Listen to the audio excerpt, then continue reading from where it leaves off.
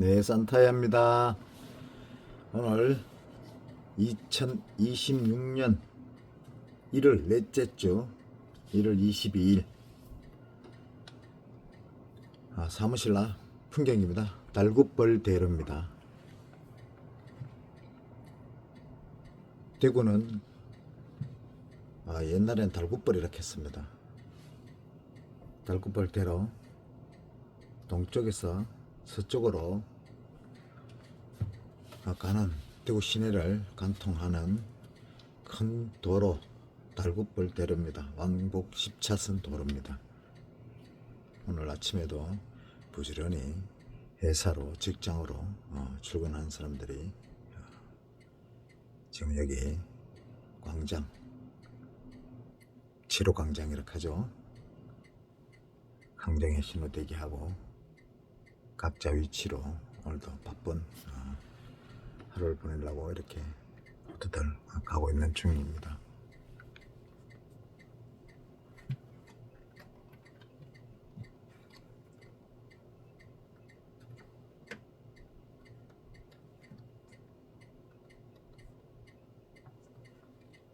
어제 아래 대안이 지났죠.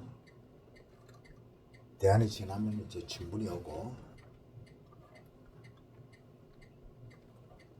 우수경칩이 옵니다. 이제 대안이 지나면은 겨울은 이제 다 갔다고 보면 되죠. 우리나라 사계절이 뚜렷한 대한민국 24절기 중에 겨울을 대표하는 대한. 전에는 대안이 수완이 집에 놀러 갔다가 깜짝 놀랐다는 그런 말도 있었는데 사실은 대안이 춥죠. 지금 대안이 전국적으로 한파를 다 몰고 왔습니다. 오늘 뉴스에 따르면 영하 20도가 체감 온도가 넘는 그런 중부지방도 있다고 하네요. 하여튼 우리 산타의 유치님들 이 추운 대안이 지난 9월 22일 감기 몸살 조심하시고 뜻하시는 모든 일들 잘 되시길 바라겠습니다.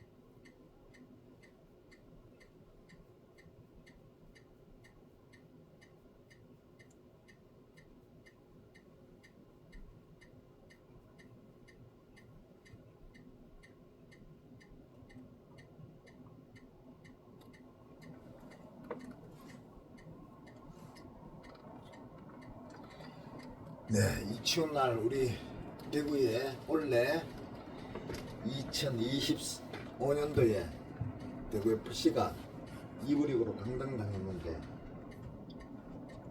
이 추운 날 올 시즌 열심히 준비하기 위해서 태국으로 전지훈련을 갔습니다. 태국 전지훈련 연 3년째 가고 있는데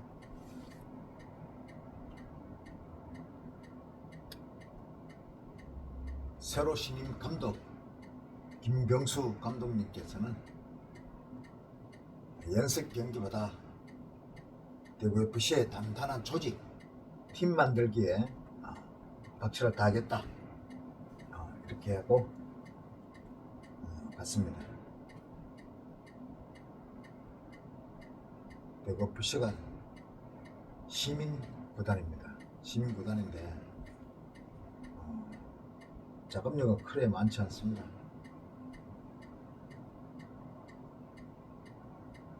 하여튼 올해 2026년 병원년 열심히 잘해서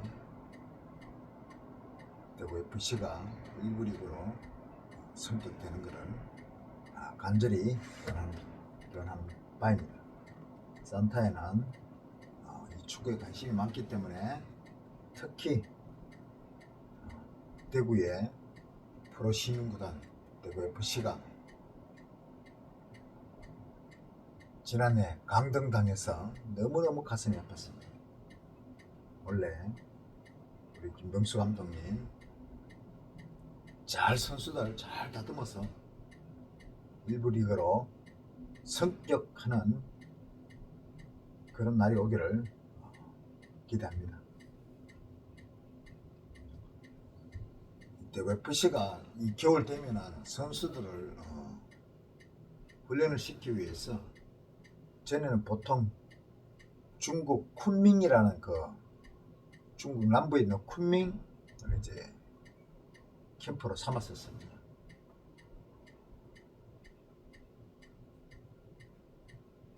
그러다가 이제 2024년부터 2024, 2025, 2026 올해까지 이제 태국에서 이제 시즌 준비를 합니다.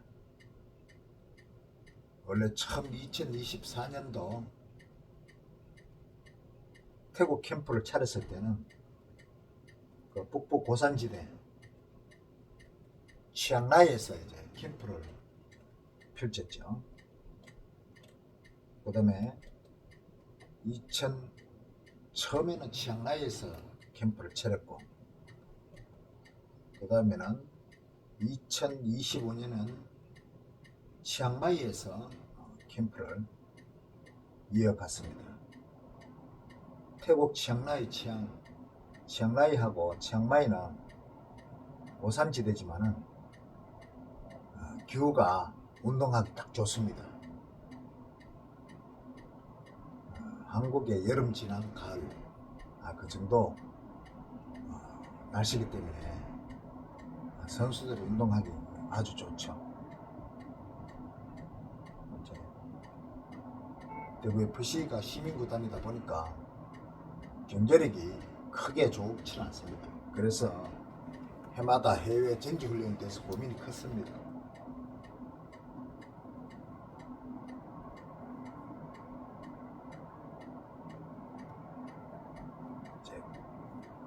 태국에 가는 경우는 그곳에서 있는 태국 현지에 있는 프로팀과 태국의 프로팀입니다. 거기 팀들과 경기도 가지면서 포지션에 자리 잡을 수 있는 선수들, 또 신입 선수들 하고 팀 플레이가 잘 되는 걸 만들기 위해서 그곳에 갑니다.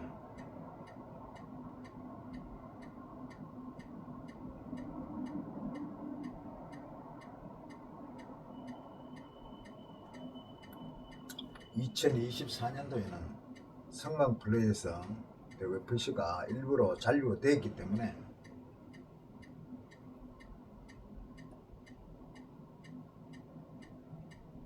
대구 FC에서 치앙라이 시작해가 치앙마이로 해서 많은 연습 경기를 거기 가서 했습니다.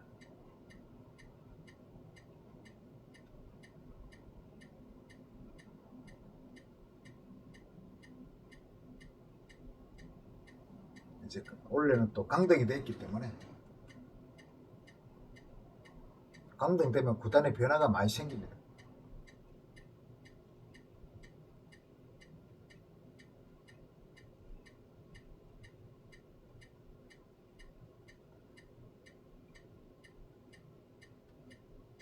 강등이 되면은 보통 그 일부 리그 팀들은 전지 훈련을 가게 되면은 그 해외에서 같이 친선 연습 경기를 합니다. 그러면서 이제 팀을 탄탄하게 조직을 갖추죠. 근데 이제 2부 리그로 떨어진 팀과는 잘 안 연락합니다. 왜 그러냐? 프로 1부 리그는 1부 리그끼리 차기 때문에 2부 리그 강등된 팀들은 외면합니다. 그래서 대구 FC가 이번에 태국 전지훈련가가 연습 경기 상대가 좀 강한 그 연습 경기 상대가 있었으면 좋겠는데 아마 그게 좀 잘 안 되는 것 같습니다.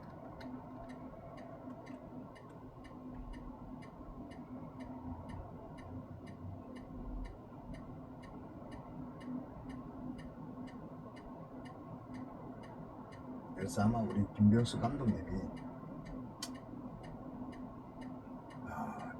지난해 연습 경기를 많이 했지만 원래는 연습 경기보다 팀 자체 훈련을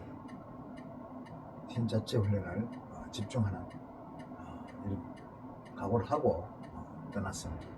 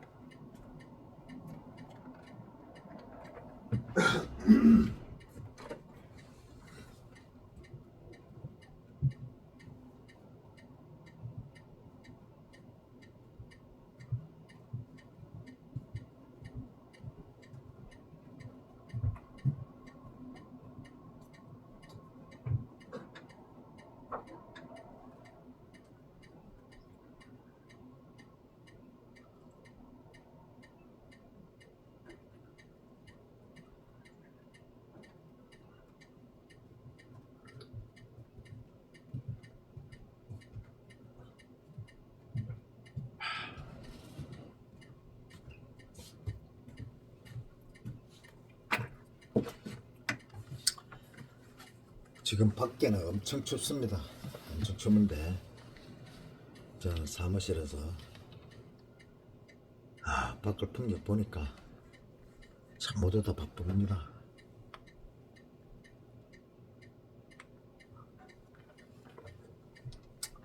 (2026년에는) 모두 다 회사님들 다 잘 되고 현재 코스피 주가도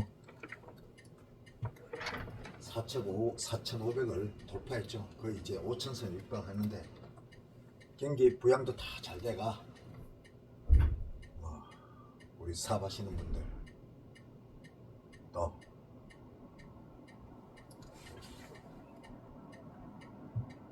산타에 알고 있는 모든 분들이 경제적으로 잘 풀렸으면 좋겠습니다.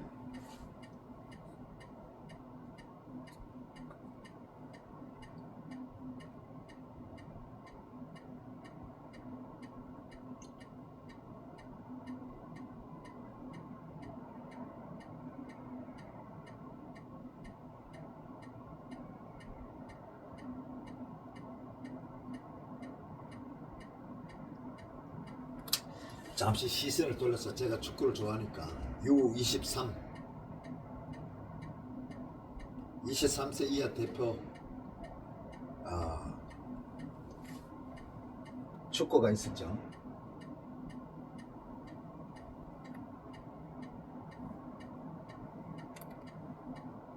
우리는 4강에 가서 일본인데 일본이 2살 어린 국가대표인데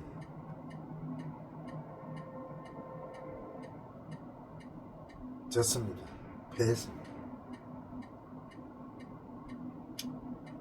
축구 공은 둥글기 때문에 이길 수도 있고 질 수도 있지만 2살 어린 일본 대표팀인데 졌다는 게 아주 자존심이 확 상합니다. 진짜 저뿐만 아니고 축구에 관심 있거나 축구를 사랑하는 우리 대한민국 국민들 누구나 자존심이 상했을 겁니다. 특히 일본한테 진다 하는 거는 이거 우리 국민 정서상 아주 자존심이 상합니다. 전에 차범근 감독님 했습니다. 이해태 감독님도 그랬었고 참 원정 가서 일본 원정 가서 지고 오면은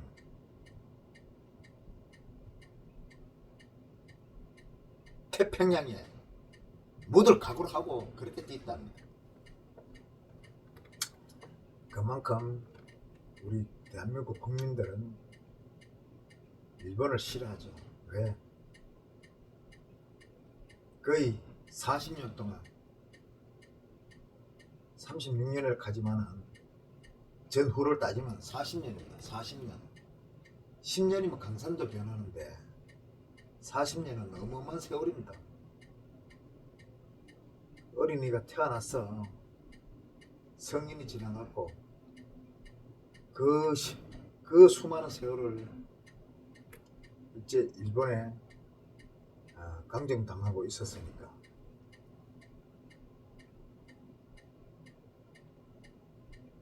우리 대한민국 국민들은 특히 일본과 어떤 스포츠 경기를 하든 지면은 자존심 상합니다. 특히 이번에 U23세 이하 대표팀 일본이 2살 어린 그런 대표팀하고 싸웠는데 졌습니다. 아주 창피합니다. 그래서 이민성 감독이 지금 욕을 많이 얻어먹고 있습니다.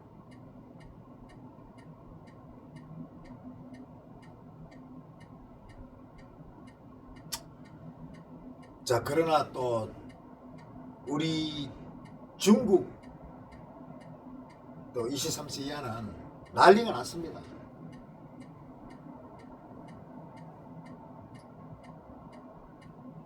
자, 중국하고 4강에서 붙은 팀이 어느 팀이냐? 베트남 팀이었습니다.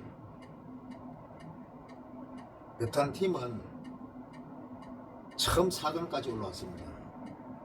김상식 우리 국가대표 김상식 선수가 베트남 U23세 베트남 팀을 당금질 잘 해갖고 사상 최초로 U23세가 4강까지 올라왔습니다.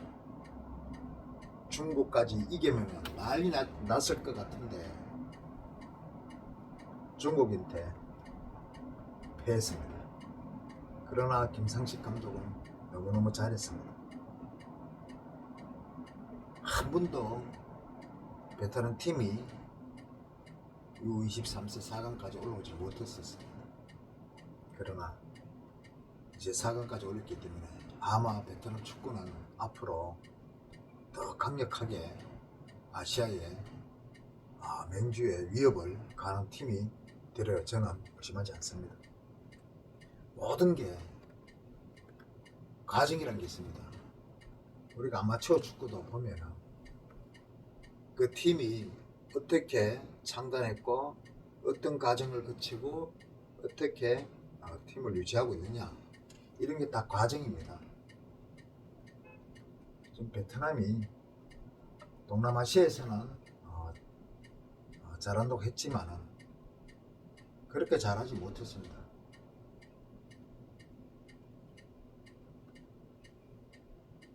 그 미지했던 우리 베트남 팀을 처음으로 아시아에 눈에 띄게 한 게 박항서 감독이가 축구에 대한 부흥을 일으켰죠. 그런데 그 베트남 국민들의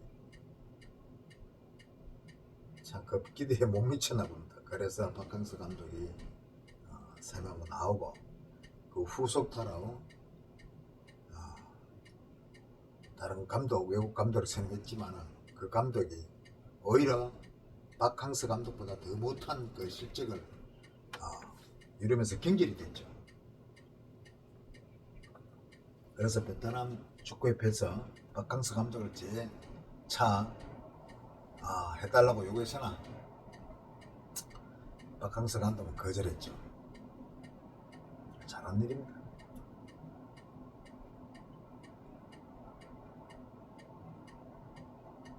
지나간 물론 방아를 칠 수 없듯이 세술은 세부대해야 한다는 그런 말도 있듯이, 그래서 베트남에서는 대한민국 국가대표 수비수 출신이죠.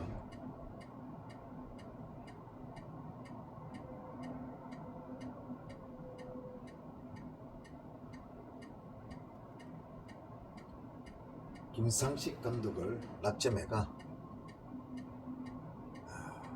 김상식 감독은 월드컵도 경험했고 또 한국에서 국가대표였고,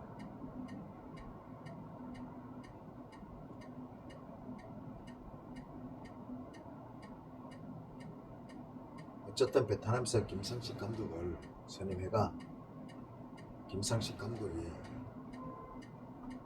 처음 베트남 국가대표 U23세를 4강까지 올리는 킥을 이뤘습니다. 그러나 결승 진출에는 못 갔지만 아주 잘했습니다.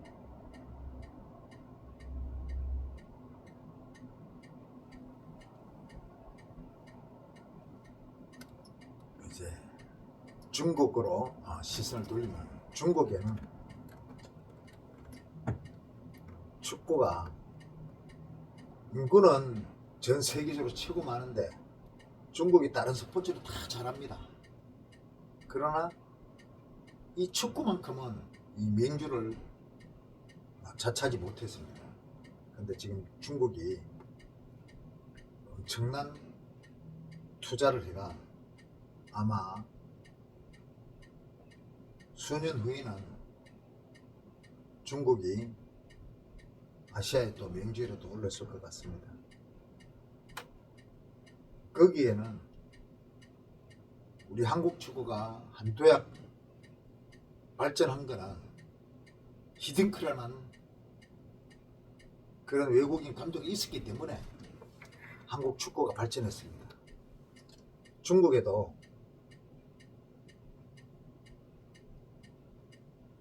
중국 축구를 발전시키는 감독이 한 분이 있습니다. 안토니오 감독이라고. 안토니오 푸체 감독이죠. 보통 우리가 푸체 감독 이런데, 이번 U23세 사우디아라비아에서 개최됐죠. 4강까지 올라와가 4강에서 김상식 감독의 그 상승세를 중국 푸첸 감독이 외국 감독이죠. 3대 0으로 완전 대승을 거둬봤습니다.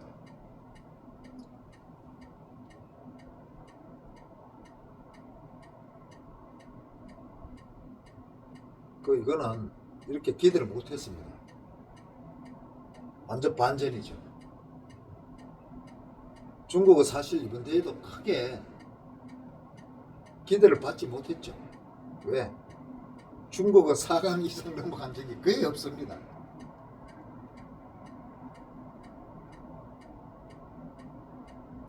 이 보면은 23세 U23세 그 당시 D조 예선에서 중국이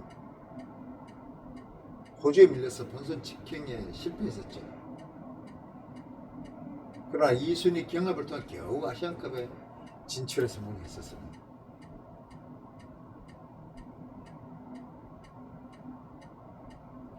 그리고 중국의 U23세 선수단은 큰 기대를 받는데 이제 황금 세도로 이제 꼽힙니다. 그 중국에 보면 왕이동, 리신샹 이 젊은 선수 유망주들이죠. 그 유망주들이 이번에 U23세에 대거 포함되어 있었습니다.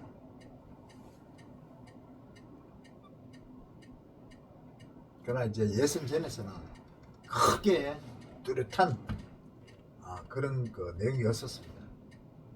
그런데 이제 예선전을 치르고 이 본선전에 가면은 이제 그 팀의 그 색깔이 확 나타납니다. 우리가 그 월드컵에서도 보면은 처음 가면은 조별리그를 합니다. 조별리그에 보면은 이 강력한 팀이 예선전을 겨우 통과하는 경우도 많습니다. 그러나 예선전을 통과하게 되면 그때부터 강력한 팀은 팀 색깔이 확 드러납니다. 이 중국이 이번에 아마 그런 그 결과가 나타났습니다. 조별리그에서는 1승밖에 못했습니다. 1승밖에 못하고 2무였는데 조 2위로 이제 8강에 이제 진행했는데 그 U23세 아시안컵 최초 토너먼트 진출이었습니다. 중국이.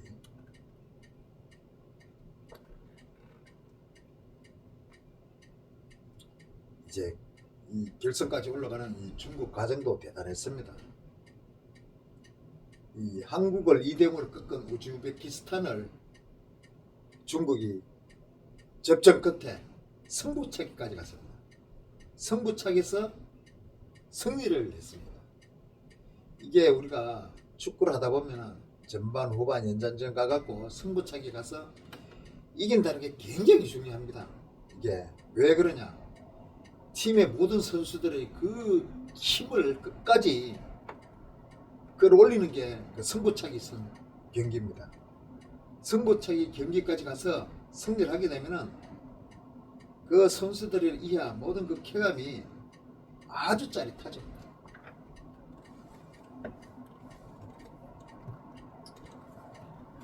그래서 한국을 2대0으로 꺾은 우즈베키스탄을 접전 끝에 승부차기까지 가가 이제 4강에 중국 U23세가 4강에 올랐습니다.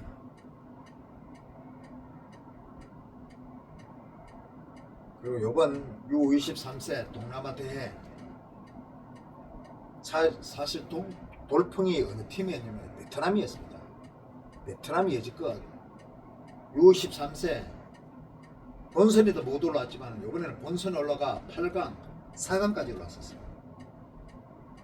그러나 4강까지 올라온 그 김상식 감독의 베트남을 3대0으로 싹 잠재워버렸습니다. 중국.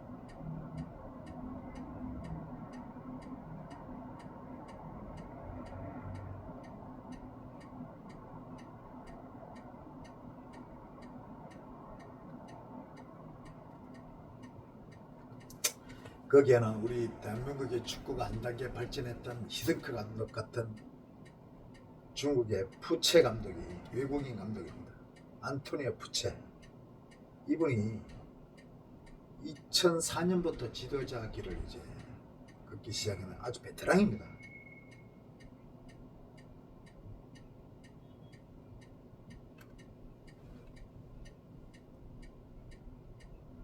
그 유명한 생티엔 올림피아 코스 등에서 이분이 경력을 아주 쌓았던 분입니다.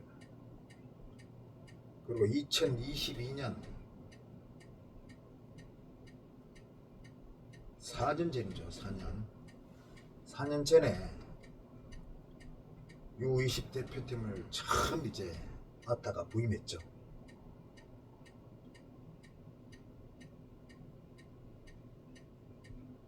그리고 2024년 중국 U23세 대표팀 감독으로 이제 자리하면서 중국과의 이제 인연이 이제 계속 이어갔습니다.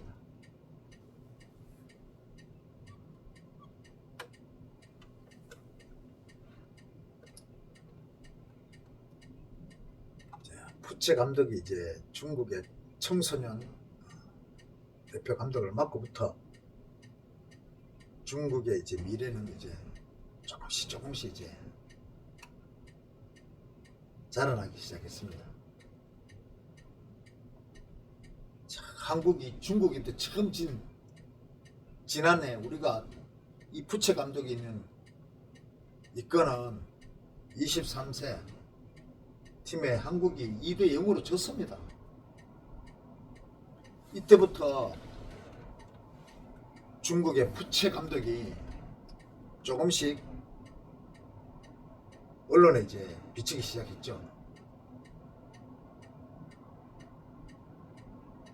이번에 이제 한국으로 말하면은 한국 축구의 한 단계를 업그레이드 시킨 중국의 히딩크다.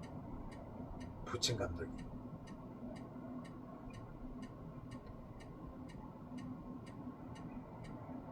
이 푸첸 감독이 베트남전 3대 0으로 이기고 나서 인터뷰한 게 있습니다. 이 기자회견에서 끊임없이 훈련했다. 끊임없이 훈련했대요. 끊임없이. 단검질을 그렇게 했다는 겁니다. 거의 50일 동안 쉬지 않고 훈련 캠프 차리고 친선 경기하고 얼마나 많은 선수들을 뛰게 했는지 그냥 셀 수가 없다고 합니다. 매일매일 이제 선수들 개개인을 만들자고 하는 것을 중심으로 훈련하는 것이 제일 중요했고, 그리고 그날 최선을 다해야 그 다음이 또 중요하고, 그 다음 날 또 최선을 다해야 다음 날 또 최선을 다하고 있다고 이 푸첸 감독이 그렇게 말합니다. 그리고 그간 쏟은 노력을 이제 언급한 거죠. 히딩크 감독이 한국에 처음 왔을 때 이 한국 축구는 선후배가 아주 강합니다. 운동장에 들어가서도 선배님 공 주세요. 아마 저도 마찬가지 형님 막 이랬잖아요. 근데 히딩크가 딱 와서 축구 안에서는 선후배가 없다. 축구 안에서는 선수다. 개개인. 이거를 만들어 놨습니다. 히딩크 감독이. 한국의 축구 학연, 지연, 혈연 이걸 없애야지만 한국 축구가 발전할 수 있다. 우리 사회도 마찬가지입니다. 우리 대한민국이 발전하려면 사실은 모든 면에서 학연, 지연, 혈연 이런 게 없어져야 됩니다.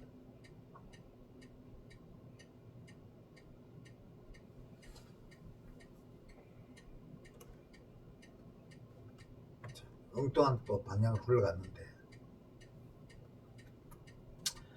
지금 중국에서는 난리가 났습니다. 이 푸체 감독에 대해서. 중국 언론들 난리 나서 중국 국민들 완전 막 열광적입니다. 지금 막 매일매일 막 신문에 데스태클 되고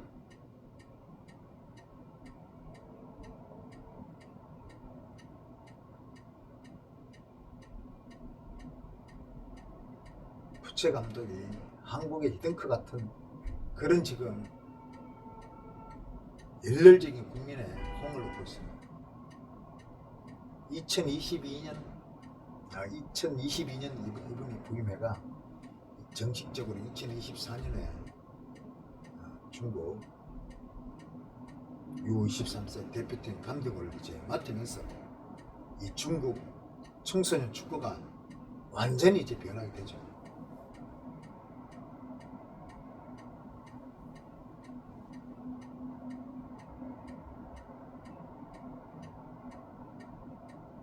이제 중국이 사실 북중미 월드컵 성인 축구를 말한 겁니다. 성인 축구는 이제 본선행에 실패했죠. 중국 축구가 2022년 한일 월드컵 이후 24년째 월드컵 진출이 불발됐습니다. 이런 상황 속에서 외국인 푸체 감독이 U23세를 맡음으로써 청신호가 켜졌죠. 중국은 이 푸체 감독의 중국의 축구가 한 단계 더 업되고 한마디가 더 발전돼서 중국이 앞으로 밝은 미래가 보인다고 지금 언론에서 언론뿐만 아니고 국민들이 열광을 하고 있습니다.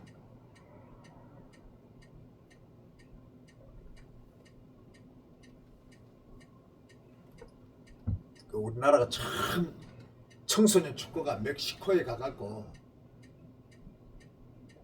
사강신을 만드는 박종환 감독이 있었습니다. 박종환 감독 완전 그때 당시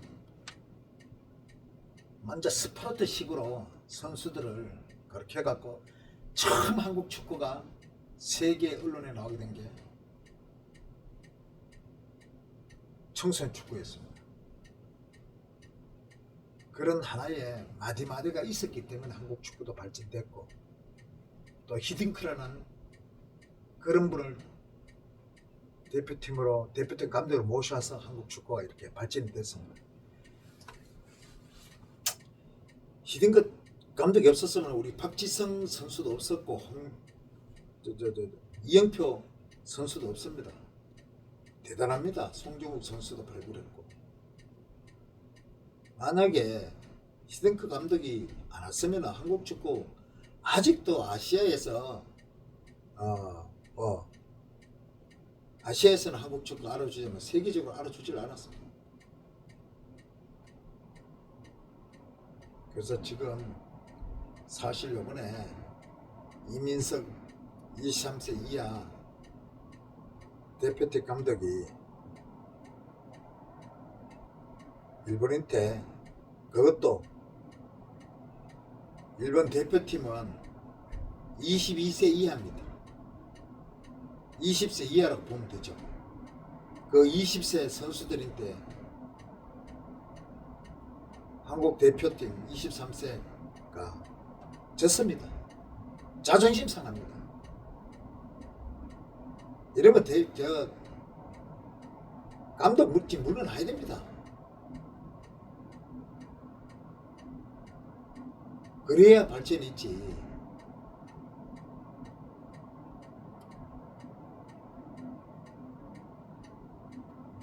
뭔가 책임지지 않으면 안 됩니다. 어떤 일에 대해서 책임을 져야 그 발전이 되지. 특히 우리 프로에는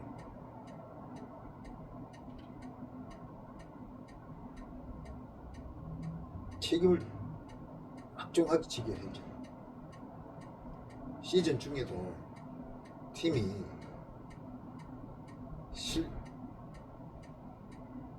실적이 부진하면 감독 제명합니다.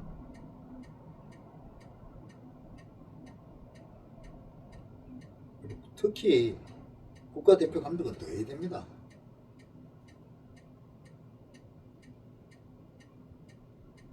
그런 게 없으면 한국 축구의 미래가 없습니다.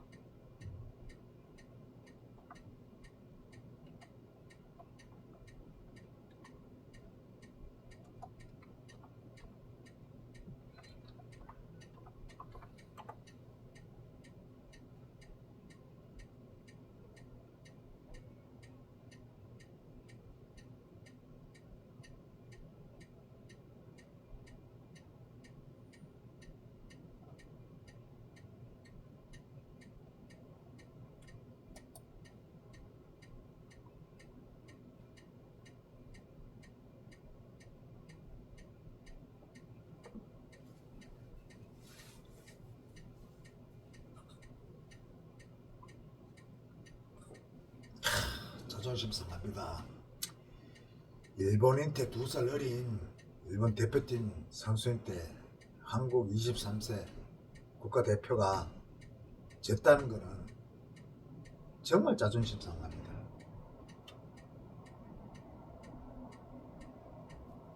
제 개인적인 생각은 감독님은 자진 사퇴하는 것 같습니다.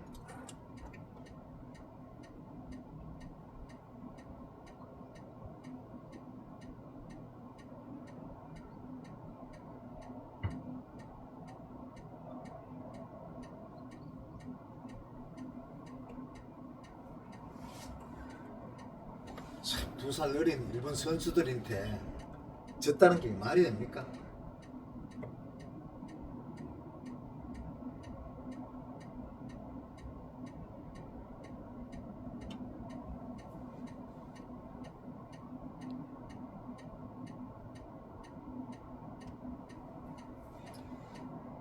한국은 투지를 열심히 했지만 이 조직력, 실력 차이가 완전히 일본한테 밀렸습니다.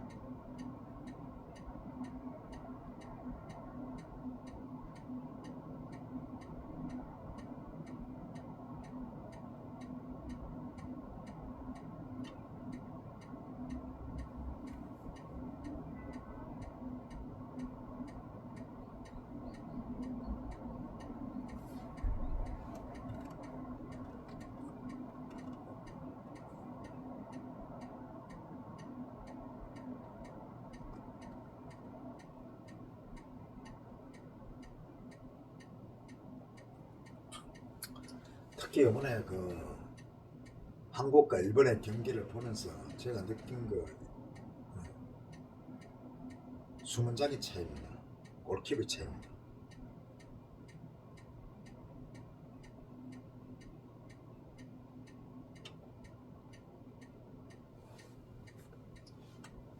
한국 골키퍼는 송범근인데 골이 들어간 거는 송범근 골키퍼가 쳐냈습니다. 쳐냈는데 쳐낸 위치가 잘못됐습니다. 골키퍼이 볼을 쳐낼 때는 어디로 쳐냈냐가 굉장히 중요합니다. 그리고 쳐낸 게 이세컨 볼이 돼갖고 일본의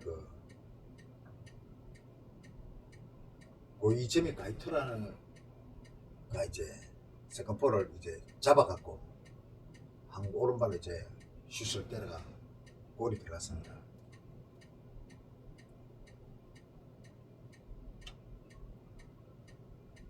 한국은 또 전반 25분에 김용학이 헤더가 일본 골키퍼 아라키루이 선박에 막혔거든요.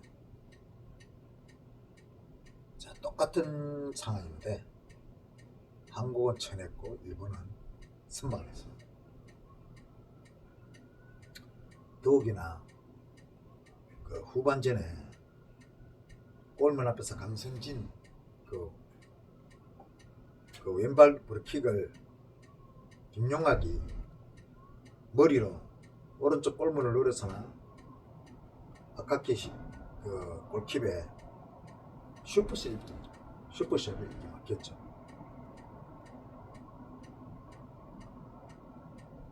그보다도 전반전에 보면 볼 점유율에서도 일본이 55%, 한국이 45%였습니다. 그러니까 6대4로 졌다는 거죠. 볼 점유율이. 그리고 전체 슛에도 한국은 한 번이고 일본은 9번 슛이 됐어요. 슛에서도 4대1입니다. 4대1. 이 열세를 내지 못했죠. 일본은 이 패스가 참 매끄럽습니다. 한국은 쉽게 말하면 아마추어고 일본은 완전 프로축구 같이 했습니다. 그러니까 11명이 다 조직적으로 다 잘 움직였고 한국은 그렇게 하질 못했어요. 그래서 주도권을 일본한테 뺏겼습니다.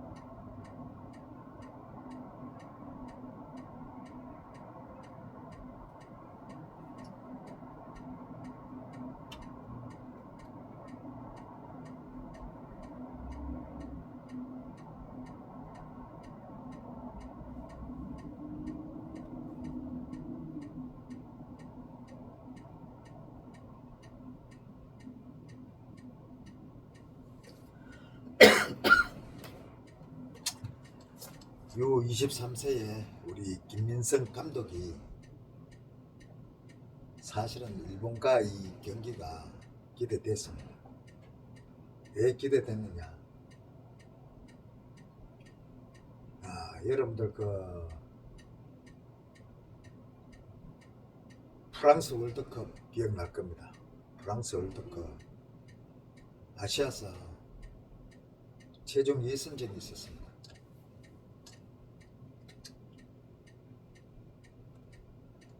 그때 맹4강으로 치러진 한일전이 있었습니다. 여기서 이겨야지만 프랑스 월드컵을 아시아에서 2장 있는 월드컵 티켓을 가지게 돼 있었습니다.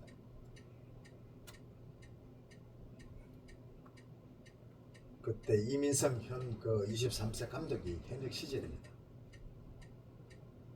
1997년 그 당시 9월이죠. 일본과에서 예선전, 최종 예선전이죠. 여기서 이겨야지만 프랑스 월드컵 나갔어요. 참 막상막하 1대1 막상막하였습니다. 후반전 거의 끝나가기 한 4분 전? 한 3, 4분 전이었습니다.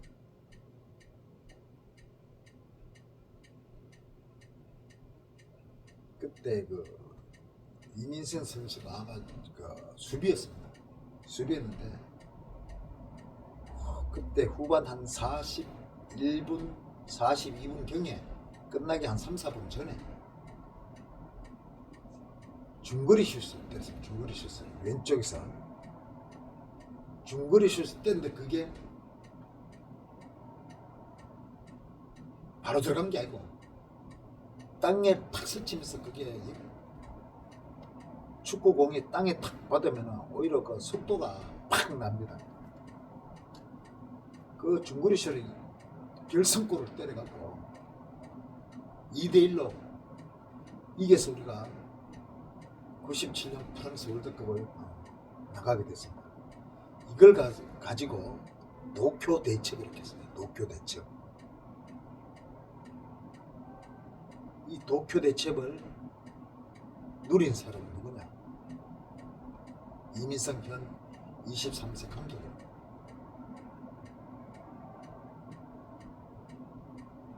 그런 감독이, 그런 선수가 감독으로 돼갖고 23세 일본, 그것도 나이가 2살 어린 일본 선수들한테 제딱하는 거는 진짜 자존심 상하는 겁니다.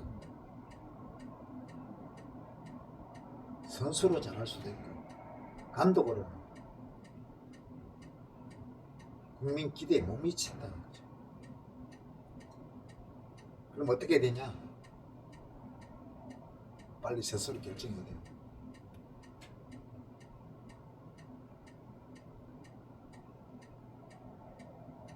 일본은 지금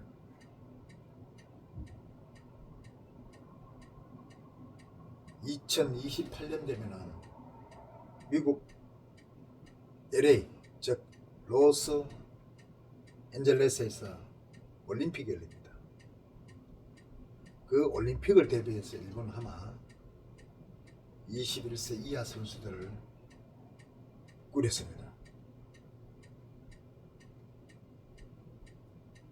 그래서 일본 선수들은 이번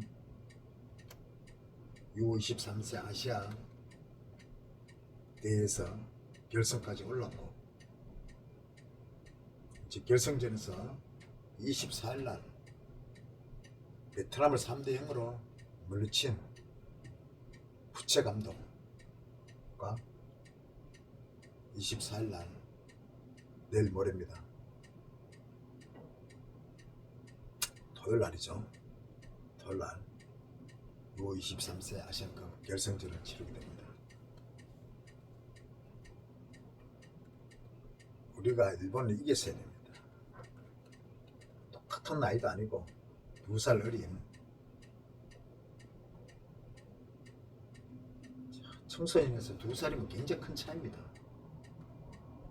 신장 차이도 있고 회기력도 있고 기동력도 있고 그 차인데 그 2살 어린 일본 선수들을 못 이겼다는 건 이게 자존심 상합니다. 자존심 상하면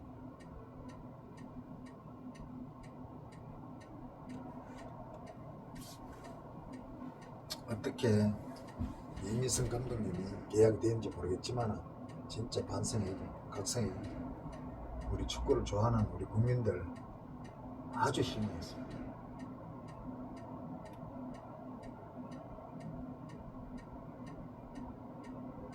참 일본이 이번에 보면은 28년 LA 올림픽을 준비하면서 20세 이하를 당금제가 얼마나 잘했냐면 경기 내용을 보면 잘 압니다. 조별 3경기에서 10골을 넣고 단 한 골도 내주지 않았습니다. 단 한 골도. 일본이. 그러면 일본의 수비력과 공격력이 얼마나 탄탄하다는 걸 보여주고 있습니다.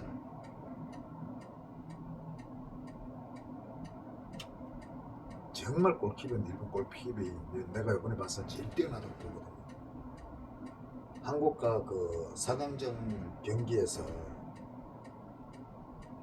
문 앞에서 한국 선수가 빨리 슛을 바로 때렸는데도 이야 그걸 막았어요. 참 골킵 순발력은 최고입니다. 아시아에서 최고입니다. 내가 봤을 때.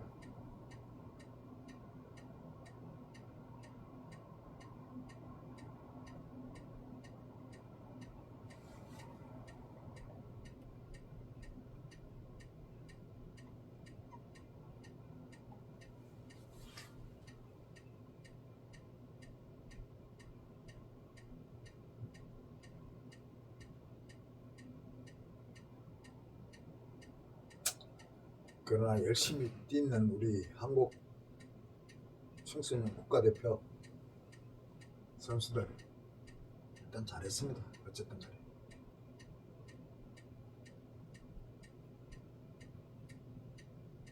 그 출전 선수를 보면 골키퍼 홍성민이었고 장석환 선수, 신민아 선수, 이현용 선수, 이건희 선수, 류현석 선수, 후반전에 류현석 선수 대신 이찬욱 선수가 들어갔죠. 강민준 선수, 김동진 선수를 대신해서 후반전에 정재상 선수가 들어갔죠. 자, 김용학 선수는 대신 후반에 정성배 선수가 들어갔습니다. 정성배 선수. 강승신 선수 대신 후반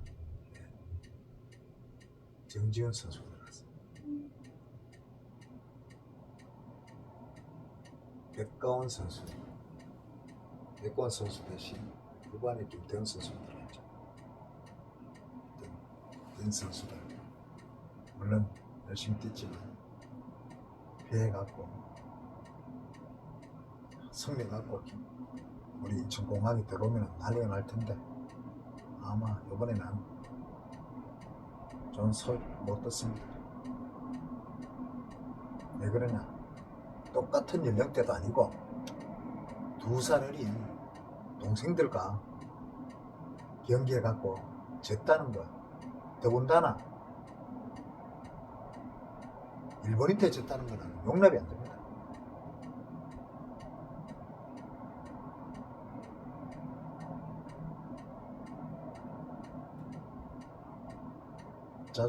자존심. 축구를 사랑하는 대한민국 국민. 그래서 일본인한테 그것도 2살 어린 선수들한테 졌다는 거는 자존심이 너무너무 상합니다. 빨리 대한축구협회에서 이 문제를 잘 파악해서 특단의 조치를 내려주시길 바랍니다.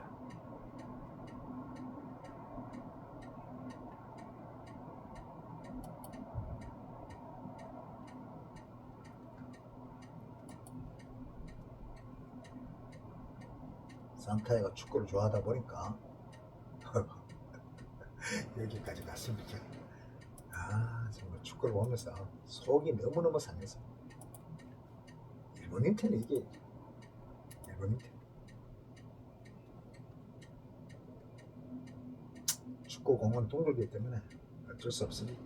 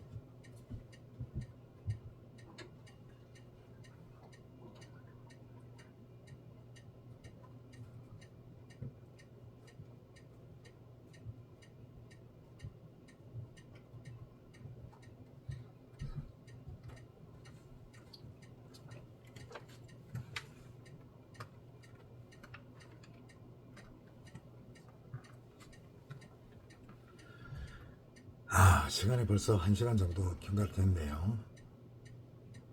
어느덧 날이 다 밝았습니다.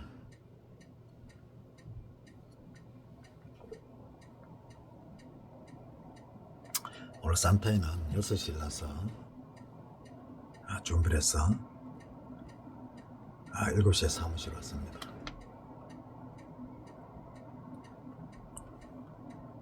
자, 사무실 와서 지난번 우리 U23세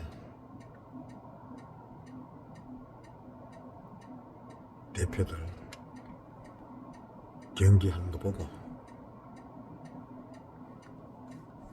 물론 잘 싸웠습니다만은 이 경기는 이겨야 됩니다. 이겨야지만 잘했다 소리 듣지, 지고 나면 잘했다 소리 절대 못합니다.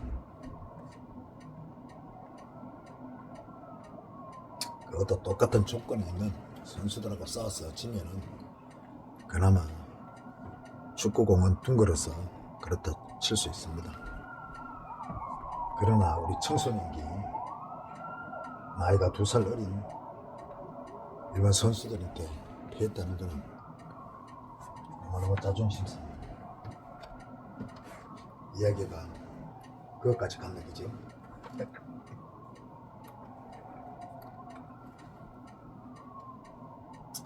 대구 FC 이야기하다가 국가대표까지 갔습니다.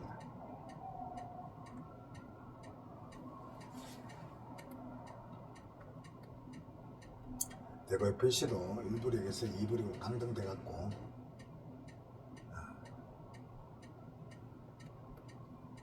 책임을 지고 감독도 물러나고 합니다. 국가대표도 그래야 되지 않을까 그렇게 생각합니다.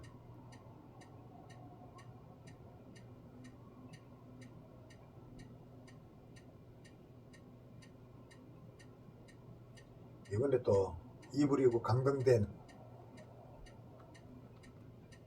대구 FC 말고 또 수원 FC도 있죠.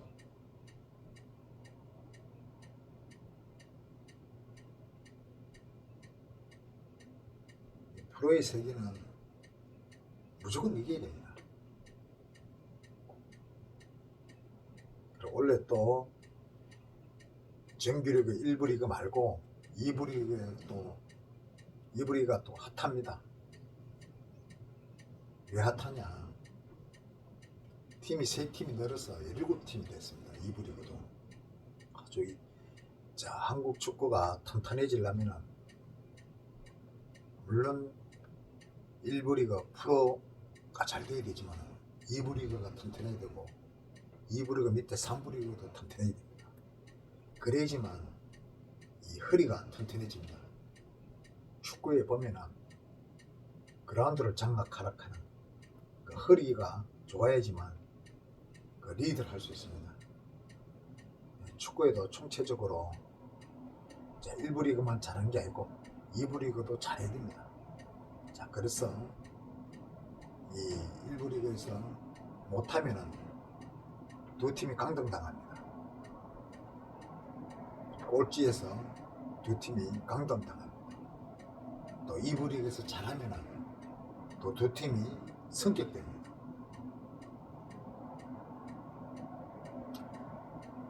자, 이 2부 리그 팀들이 많다 보면은 승격되는 팀도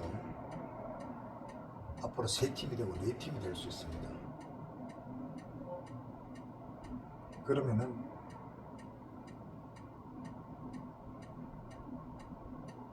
이 축구를 보고 달려온 초중고등학교 학생들 입지도 넓어지고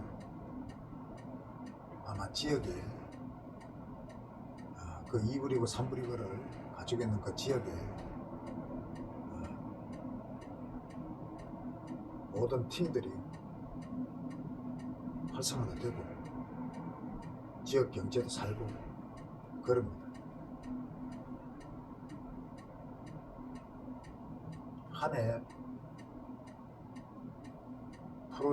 프로팀 한 팀당 지역 경제에 쏟아내는 엄청난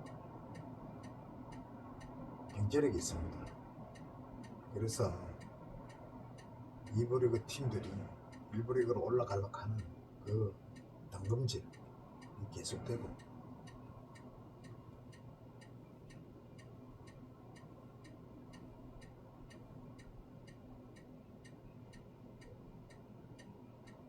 원래 그 2부 리그의 정규 라운드가 1라운드부터 34라운드까지가 있습니다.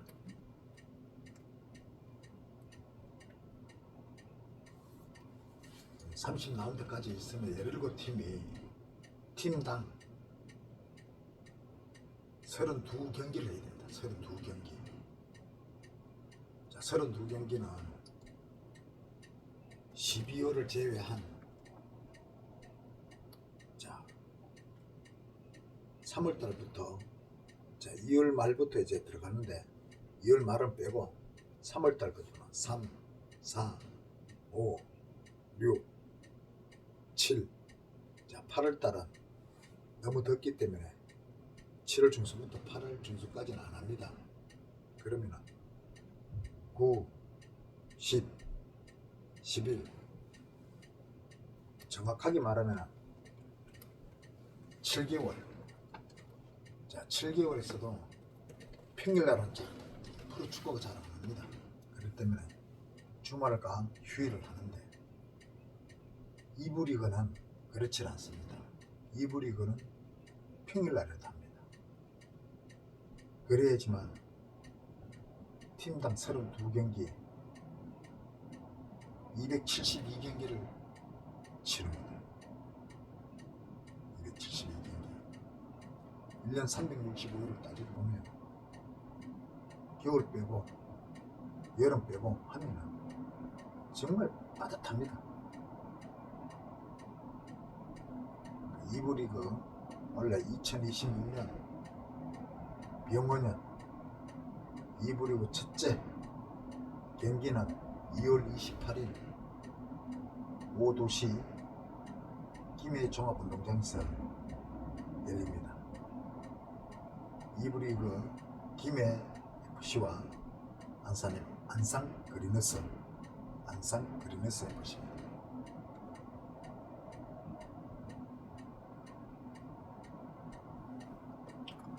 자, 김해 FC가 또 대단합니다. 김해 FC는 지난해까지 3부 리그에 있었습니다. 3부 리그. 3부 리그에서 2부 리그로 올라왔습니다. 3부 리그에서도 치열합니다. 그 3부 리그에서 2부 리그로 올라온 김해 팀이 이제 2부 리그도 프로죠. 2부 시즌 프로에 이제 도전장을 내밀었습니다. 지난해 안산은 이제 이번 2부 리그 첫 경기에 부진을 싣고 중위권을 한번 노려봤다. 이렇게 도약에 2026년을 발표했습니다.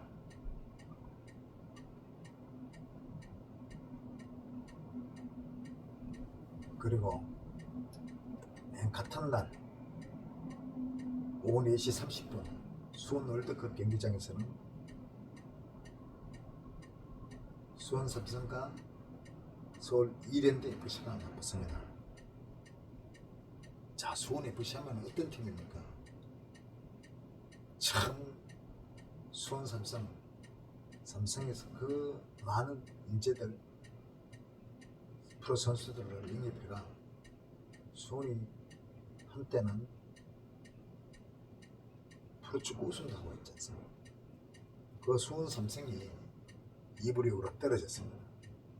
참 이게 참 프로의 세계는 알 수가 없습니다.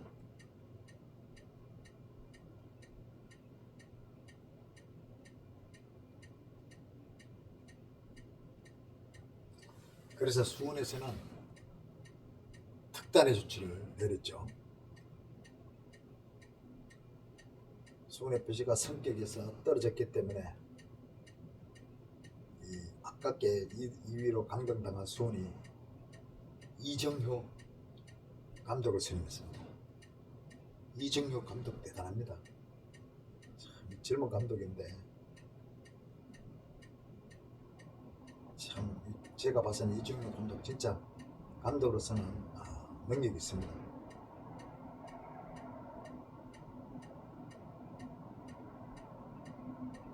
서울 이랜드는 전 국가대표 감독 김도균이죠. 김도균 감독이 3년째 맞이하고 있습니다.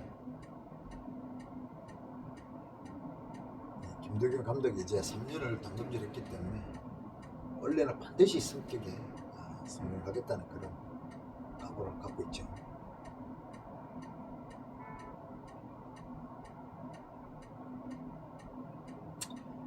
그리고 3월 1일에는 오후 2시에 용인 미러 스타디움에서 용인과 천안 시티 시민구단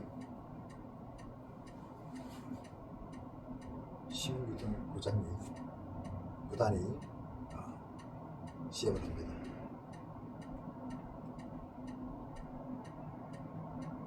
최윤견 초대 감독이 이끄는 용인은 신진호, 임채민, 석김준 등 울적한 영입 선수를 갖췄습니다. 아마 천안 시티가 이번에 좋은 선수들을 영입했기 때문에 아마 좋은 성적을 거두지 않겠냐 이렇게 예상을 하고 있습니다.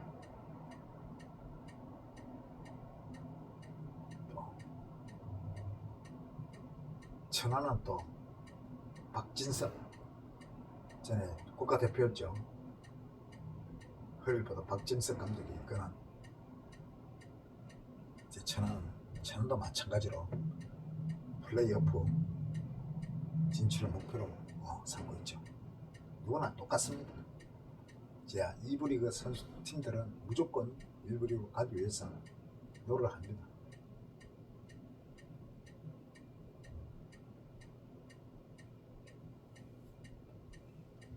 자, 3월 1일 제가 관심을 갖고 있는 대구 FC 오후 2시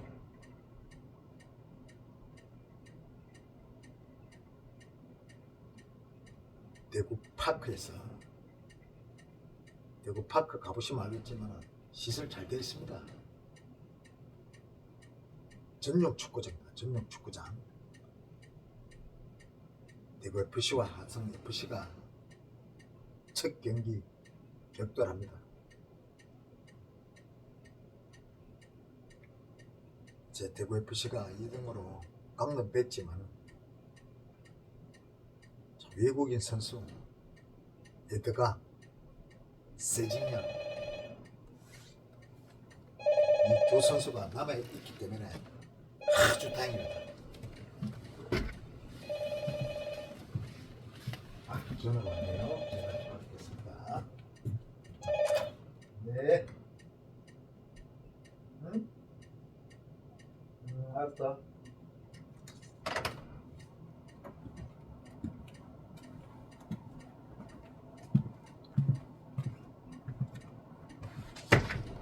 전화가 오나 잠시 전화 받았습니다. 자, 3월 1일 기대됩니다. 원래 2부 리그로 강등된 대구FC 3월 1일 화성FC와 첫 경기 우리 대구 FC 시민구단이 2부 리그로 강등됐지만 외국인 선수 써지냐 어떨까가 잔류회가 반드시 이번에 2부 리그 성격을 하도록 같이 힘을 합하겠다. 여기 투합회가 3월 1일 날 첫 경기 제가 큰 일이 없으면 반드시 가서 대구FC 응원을 하도록 하겠습니다.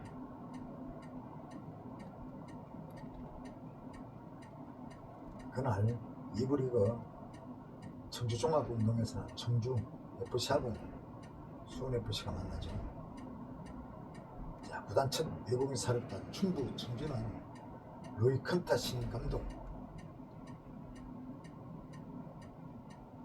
선임해갖고 자, 그것도 한번 볼만합니다. 충북 청주 감독이 외국인 감독입니다. 어떻게 선수들을 지휘하고 당금해가 잘 하는지 우리 충북 청주도 한번 관심 있게 봐야 됩니다.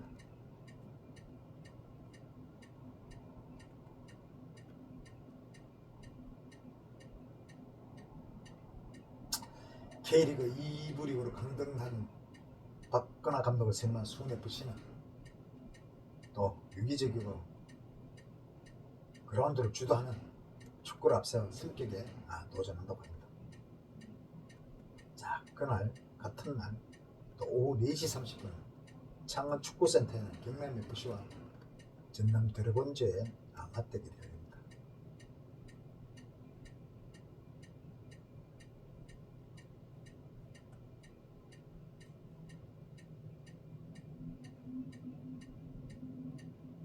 그리고 오후 2시에 아산신 이순신 종합운동장에서 충남 아산FC와 파주가 경기를 합니다. 파주는 외국인 사령탑 제라드 누스 감독을 맞이해가 첫 무대를 선보이죠.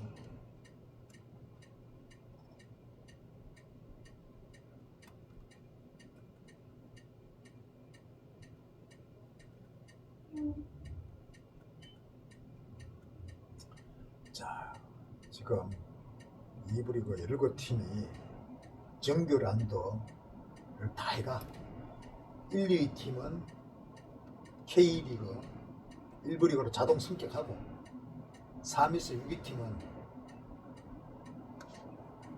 피오를 거쳐서 최종 승리팀이 K 1부 리그로 승격합니다.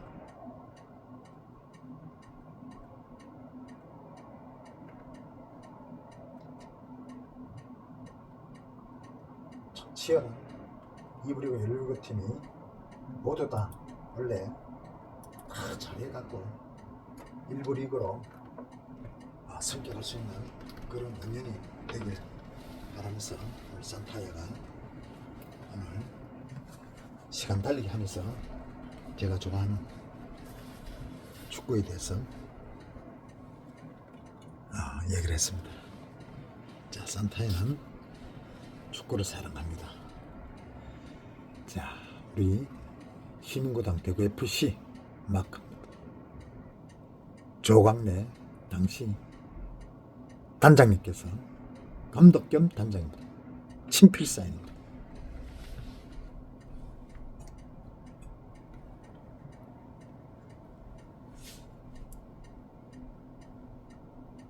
자, 2026년 1월 또 이제 끝을 향해 달려가고 있습니다. 달력 한 장을 펴면 얼마나 시간이 빨리 간지 모릅니다. 우리 산타를 사랑하고 좋아하는 우리 유치님들 하시는 일 모두 잘 되길 기원합니다. 오늘 이것으로서 시간 달리기를 마치도록 하겠습니다. 감사합니다.